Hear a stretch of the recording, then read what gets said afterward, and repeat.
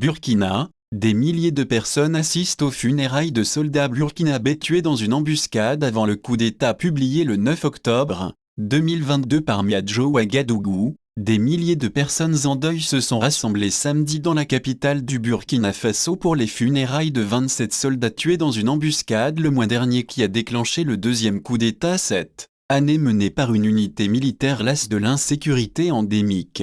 Les cercueils étaient enveloppés dans le drapeau du Burkina Faso et accompagnés des portraits des soldats tués le 26 septembre alors qu'ils escortaient un convoi qui livrait des fournitures à une ville du nord assiégée par des insurgés islamistes. Les gens sont attristés et écœurés par la situation que nous vivons. Ça fait vraiment mal au cœur de voir partir des jeunes dans la force de l'âge, a déclaré Abdoul Fattah Obang, un ami d'un des militaires. Les hommages aux soldats tombés au combat sont devenus monnaie courante dans ce pays appauvri d'Afrique de l'Ouest, où des groupes liés à Al-Qaïda et à l'État islamique ont tué des milliers de personnes lors de raids contre des communautés rurales depuis 2015. Le 30 septembre, 4 jours après l'attaque, des soldats dirigés par le capitaine Ibrahim Traoré ont renversé le président Paul-Henri Damiba et promis une plus grande sécurité. Damiba avait organisé son propre coup d'État en janvier en promettant la même chose, seulement pour que les attaques continuent. Traoré a une tâche énorme à accomplir, notamment la sécurisation de Djibo,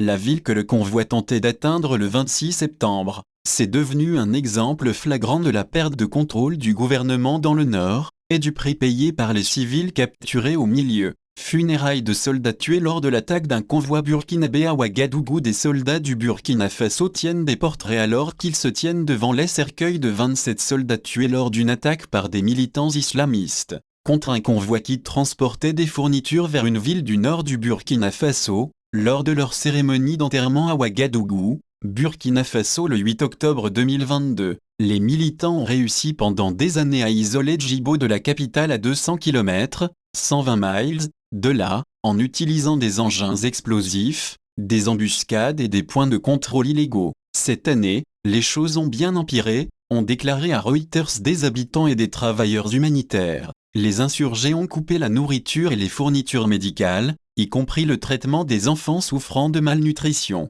Les étagères du marché sont vides, même le sel est difficile à trouver. Par Thiam Diagayan Mimo.